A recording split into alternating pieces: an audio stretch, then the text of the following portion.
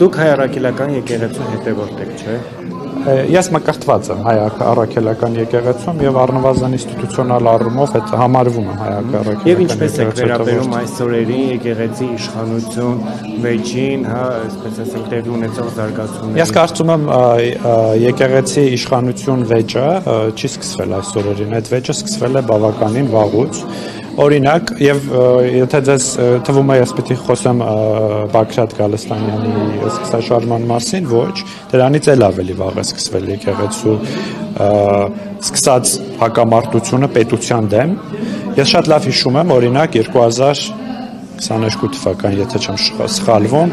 երբ որ նախագահ Վահագն Խաչատուրյանի երթմնակալության արարողությունն էր եւ քաղաքական իշխանությունը ներկա չէր այդ ազգային ժողովի հատուկ նիստին, բայց ներկա էր ամենայն հայոց կաթողիկոսը եւ ես դες առաջարկում եմ գնալ եւ լսել ամենայն հայոց կաթողիկոսի ելույթը, դա ընդդիմադիր քաղաքական գործի ելույթ էր եւ ակնհայտ էր, որ եկեղեցին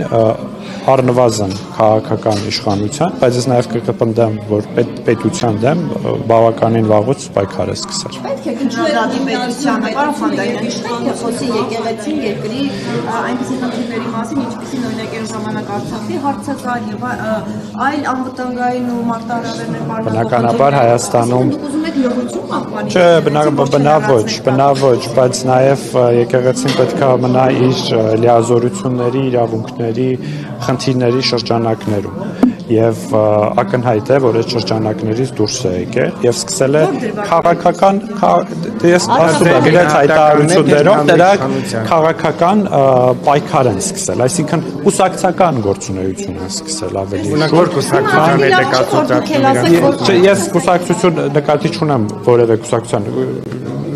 նկատի ունեմ ընդդիմադիր քաղաքական գործունեությամբ զբաղվել կուսակրոնության հարցն եք բերել օրակարգ։ Մենք բերել ենք օրակարգ հարց, որ յուրաքանչյուր ինստիտուտ, որը կա Հայաստանում, պետք է լինի իր լիազորությունների սահմաններում եւ նաեւ այնպիսի ինստիտուտներ, որոնք առնչվում են բազմաթիվ Հայաստանի քաղաքացիների հետ, այդ թվում հայ առաքելական եկեղեցին, պետք է իր ուրեմն կանոնադրությանը իր այլ կանոններին հետևի եւ ակնհայտ է, որ եկեղեցին չի հետևում այդ կանոններին։ Օրինակ ասարական կաթողիկոսը պետք է պետությունը չի միջամտում։ Պետությունը եւ քաղաքական իշխանությունը Հայաստանի ցանկանում է որպես որը հոգետանում հայ առաքելական եկեղեցու հետևորդների համար ցանկանում է, որ հայ առաքելական եկեղեցին լինի որպես հոգևոր կառույց, պետք է լինի ուժեղ եւ մեր նպատակը ուժեղացումն է, ուժեղացնելը։ Ես կարծում եմ, որ կաթողիկոսը չի ըստ էության ձեզ հայտնի տեղեկությունների բերումով խախտել է եկեղեցու կաթողիկոս լինելի մամուլի տեղեկություն մասին եք խոսում կասեք։ Ես կառաջարկում եմ այն հարցերը, որոնք հնչում են։ Չէ, ներողություն, դուք ասեցիք ձեզ հայտնի տեղեկություններ։ Դուք հիմա երրորդ հարցը տվեցիք, մեզ չգիտեմ, ձեր երրորդ 3 հարցերից որը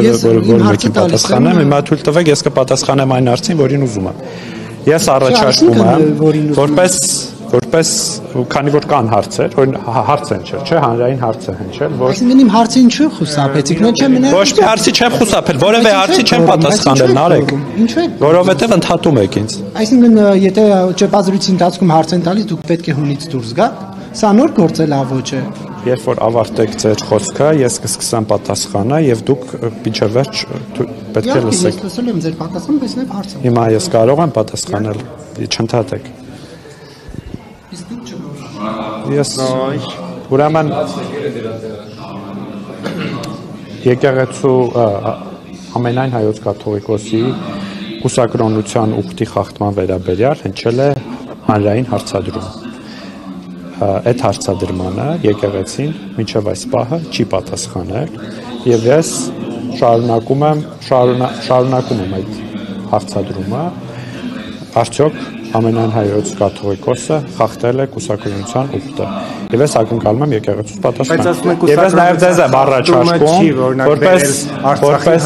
հարցեր տալու ամենալեգիտիմ ինստիտուտ մամուլ, 4-րդ իշխանություն, այդ հարցը դուք եւս ուղեք եկեղեցուն եւ եթե պատասխան եւ եթե ունենակ պատասխան եկեղեցուց, այդ ժամանակ արդեն կքննարկենք մնացած։ Պարոն Խանդանյան, ներողություն։ Օրինակ նշում են հանրությունն էլ, հա, դա ակնհայտ է փաստորեն դրա խոսում, որ այդ հարցը իշխանությանը սկսեց մտահոգել մայն այն բանից հետո, երբ կաթողիկոսը խոսեց Շվեյցարիայում արցախցիների մասին եւ Փաշազադեի հայտարարությունը եղավ դժգոհություններ կաթողիկոսի։ Եմ էլի այդ մանիպուլատիվ բաները, թե չէ կաթողիկոսը բան երեք է սկսել Արցախահայերի մասին խոսել կամ այդ հայտարարությունները երեկվանից են։ Ես նորից եմ կրկնում, վերջին մի քանի տարիների ընթացքում հայ առաքելական եկեղեցու որոշ շրջանակներ կաթողիկոսի գլխավորությամբ զբաղվում են ընդդիմադիր քաղաքական գործունեությամբ։ Եվ այդ ընդդիմադիր բնավ պրոբլեմ չի Հայաստանում ընդդիմադիր քաղաքական գործունեությամբ զբաղվելը, բայց երբ որ դու քեզ հռչակում ես կրոնական կազմակերպություն եւ որը ամենամեծ կրոնական կազմը, որը հատուկ կարգավիճակ ունի Հայաստանի Հանրապետությունում, ապա դու պետք է հետևես այն կանոններին, որոնց որդեգրել ես։ Պարոն Խանդանյան, եւ եթե ինքը եկեղեցականները այդ թվում դրսում լայն աջակցություն ունեն, նկատի ունեմ հոգեվորականությունը, թե Հայաստանում, թե դրսում աջակցում են կաթողիկոսին, այդ ինչպես եք պատրաստվում այդ ամենը շրջանցելով հեռարձնել։ Ես կարծում եմ, որ հանրությունը եւս շատ հստակ դիրքորոշումներ ունի եկեղեցու որոշ սպասավորների, այդ թվում կաթողիկոսի վերաբերյալ, եւ այս այդ հստակ դիրքորոշումը եւ վերաբերմունքը լայն աջակցություն չէ անվանի։ Անցկացրել եք այդ լայն շրջանակ։ Ես որ մենք որպես քաղաքական գործիչներ շփվում ենք եւ դուք էլ եք շփվում մարդկանցից եւ Կովկասյան բարոմետրը այլ բան էր ասում, պարոն Խանդանյան, Կովկասյան բարոմետրի հարցումները լրիվ այլ բան են։ Սոցիոլոգիայի մեթոդոլոգիայի մեջ չմտնենք, էլի, ասենք դուք շփվեք, դուք ձեր շրջապատի բանի հետ որ շփվում եք, դες լայն աջակցություն է վարում Հայաստան, եթե լայն աջակցություն վայել էին, անցած տարվա այդ այսպես կոչված սրբազան շարժում, այլ բան կունենա, որը լայնորեն աջակցություն էր վայելում եկեղեցու կողմից։ Հետ քայլ ինչով է պայմանավորված,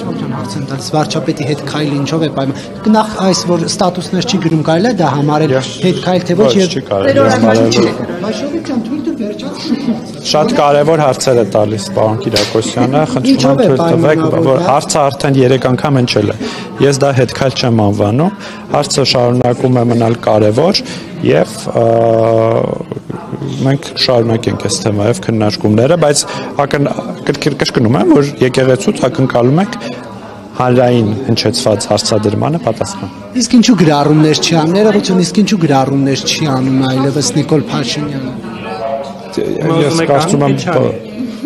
այդ հարցին ոնց պատասխանեմ, երբ որ նպատակահարմար է գտնում, անում է գրառումներ, երբ որ նպատակահարմար չի գտնում, չի անում գրառումներ եւ հաջորդ անգամ վարչապետի հետ հնարավորության դեպքում կտակ այդ հարցը։ Մեկ բան էլ հստակեցնեմ, դուք որ նշեցիք ձեզ արդեն իսկ հայտնի տեղեկությունները,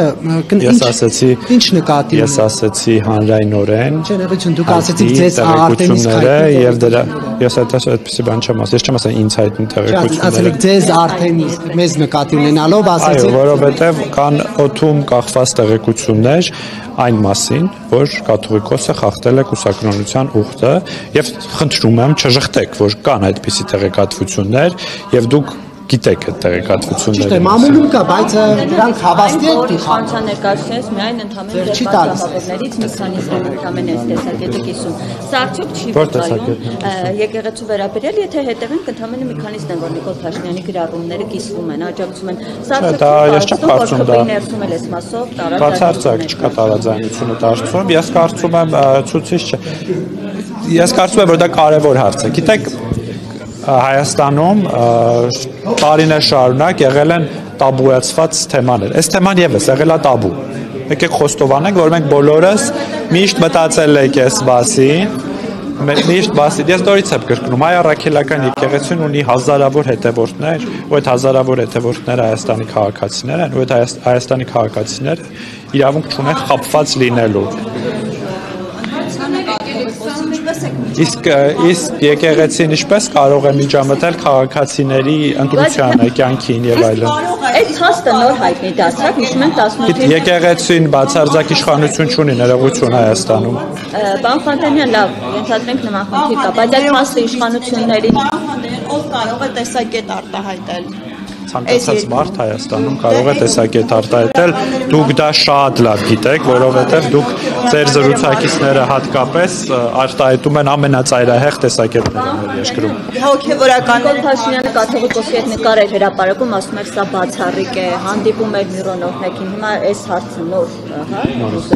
Նիկոլ Փաշինյանը վարչապետի հետ